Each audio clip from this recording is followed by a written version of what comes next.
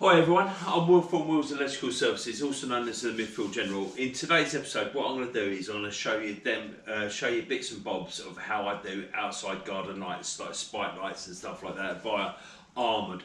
A lot of the stuff is Wiska, and this is what I use on a daily basis. I don't know why, but I really like the products. I like from their adaptable boxes, like all the way to like their stuffing glands as well. You know, even the gel that they use. Even they've even like I didn't know until I was looking for this demonstration that they even do armoured glands as well. But I'll just quickly show you something.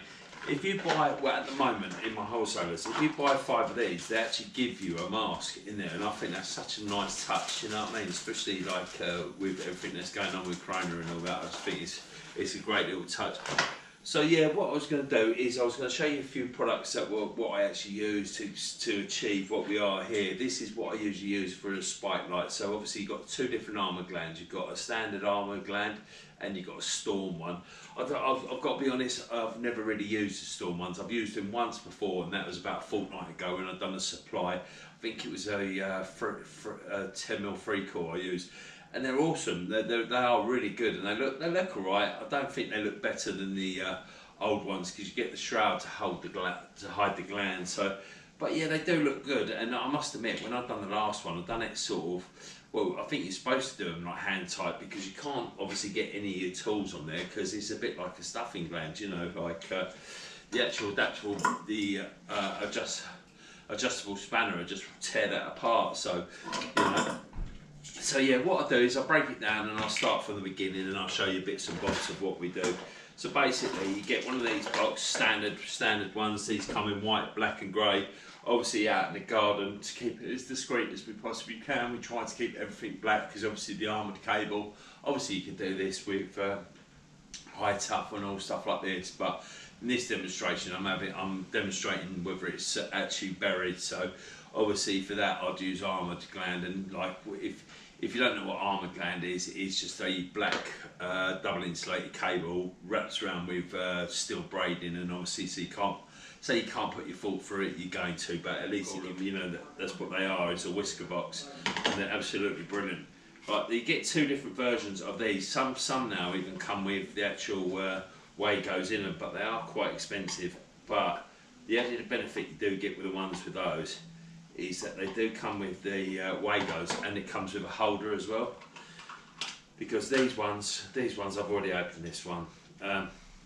These ones come with that, and I always toss that away because it's got the screw tops and all that. So I always put Wagos in these.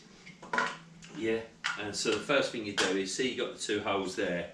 Is that they do these nut glands, which are earth nut clamp for Combi 308s. That's what these boxes are called, 308s. You know, I'm sure I'll put the writing along the bottom anyway. But yeah, so you have to fit this first. You see, it's got 2 screws there. These obviously ground onto the thread of the armoured gland. They go in there. You screw them, and you screw the armoured gland in. Screw them 2 nuts, these screws down, and then that is how it clamps. And on the side there's a little. They look like M4s. And that is for a fly lead that will go into the Wagos with the armours. That's how you join them. What I personally do is, like, say if I've got 3 lights, I'd probably, you know, so if you've got one coming in from the house or whatever it is, you've got one going to the 3rd light, I'd put that earth bar in the middle, so then you're covering both ends of that armoured, you know. And that's the best way to do it. You know, it's the cheapest, but they do come in packs of 2, and there are, you know, like that's the trouble with this. It does get pretty expensive pretty quick because, you know, these are probably, you know, each part of it is probably worth about $5. So, you know what I mean. Obviously, Wagos aren't, but you know, we all pay different prices. So I don't really want to say how much we pay and all that.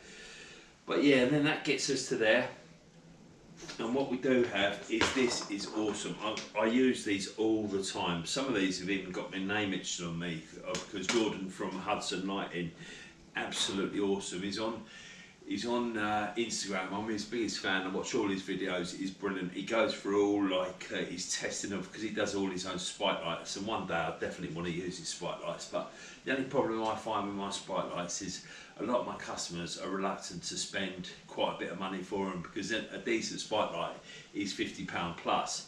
You know, where these ones, which I use, the Bell ones with the GU10, are 16 quid, and my customers' arguments are always, oh well, if that goes wrong next year, I'm only spending like 16 quid, you know. And I don't know. I think it's fool's gold, but yeah. So what these are is that these spike lights is that you've got one there where you can. I'll quickly demonstrate to you. So the Wiska box. So you screw the actual gland bit that comes free with the Wiska box, and then that is the spike light, and that's how it goes on the floor. So you sink it to there, and I think that's just brilliant. So you've got the in and out the armoured. And then you've got the one that goes to the light, you know, like this. And what I also do is, with the old Flexicon, is, I don't know if you know this, but at wholesalers, they sell it in contracts for about 6-7 quid. But you can actually buy 100 metres of it for about 20-30 quid. And where I mainly use that Flexicon or flexible KOPEX, I just basically use it for protection for cable outside for this. So what I would do is I protect the cable, just put that in a sleeve of that. I'll put some images up so it's pretty clear, and that's a good way of doing it. What, you know, with these are nice. Is it? You know, I don't want to sound bad, or you know, but it looks like he's improved these, because the older ones, which I've got here, have got the nuts on the back, and look like I'll obviously bring you in closer. So you got the nuts on the back. And they can be a bit of a nightmare. They can fall out, but by the looks of it, they're welded in now, so they can't fall out. So, and I had a little play around before I was showing this, because you know, to get these on. So one looks like that, and also he's also doing different lengths of them as well, by the looks of it. Right, I'll leave the links to his website and all that on there. But yeah, look, they're awesome. So it's got different lamps. I like them. They're well smart, aren't they? Really nice. I did see on his Instagram, his YouTube, I'll also put a link on that, is that he's actually built one now where it's actually got the plate. So you put the plate on there, and then you actually put the light on top. Oh, it looks awesome. I'll definitely get some in the future, because what I usually do is, if I don't use spike lights, what I use is the old security lights. Obviously these ones have got the sensor in them. I don't use the sensor, but it's only for display purposes. But what I usually do with that is get the bracket, get one of these ones, and then just re-drill the bracket, and it sits on like that, and it looks really nice. And then you've got the KOPEX coming out there that goes into this. I don't obviously put the adapter on there, because I just use the normal Wiska, normal stuffing gland, and obviously just use the tool that comes. You know, I'm probably the only person in the world who's actually paid for both of these kits, because if you watch online, they give them out to everyone except for me. You know what I mean? I pay for both of those. They come with this. It does come with a novelty thing. It's got a bottle opener and all that in there. I'm sure you've seen me like show these off before, but the little tools, I think they are actually, that actually does turn into a screwdriver, but it's a bit of nonsense really. But yeah, so that's a tool for the stuffing gland, which goes on there, screws up. It's really nice, because what the main thing is that you don't want to churn up the edges, because it's really nice and clean. You know, you don't want to churn up the edges and that. So, and that's how I do that. And what the main thing is, what I do is, what I didn't realise, I don't know if you can see behind me, is the amount of gels I've got. I've got 4, well, to be honest, these gels, I'll grab a set in a minute. These gels, what they are, they're 2 parts, and you have to mix them together. And I think each one of them packs does 3 boxes. And obviously where we do some jobs with 2 or 1 or all that, instead of throwing it away, because that is well expensive, that gel. It's about 30 quid, 35 quid I think. It's stupid like that. Yeah, so like that. So, and what I do is, because I didn't know this, but what I used to use, before I used to pour in the gel, I'll get some. Yeah, so what I do is that, what I used to do, this is the gel, it comes in 2 parts, you mix it in there, and then all of a sudden, like, because I've obviously done 1 box, I suppose, look, don't look very level, that's all But yeah, you know, you mix it up and you pour it in. But that's how I used to do it. But then I thought I didn't really like that because you couldn't guarantee, unless it was level, you couldn't really guarantee whether it completely submerged.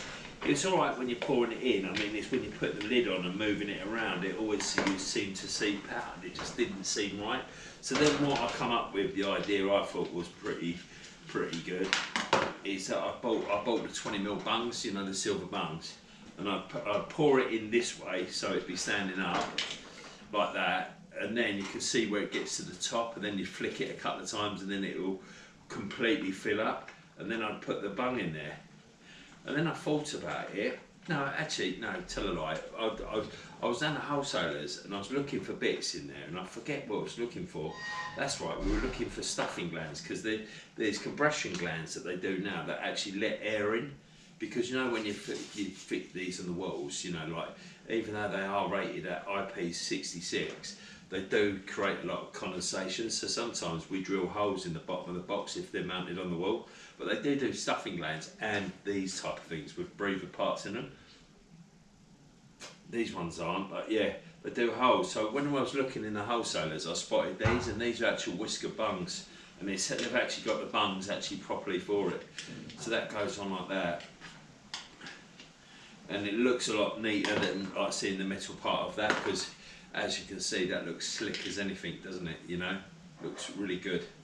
And that's generally how we do them, you know. And it's like that tends to usually be the fail-safe. Really, I've not really had any comebacks.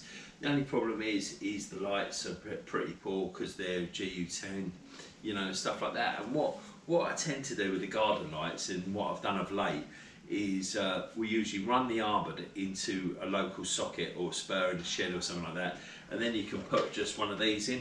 Just one of these wireless switch kits, you know.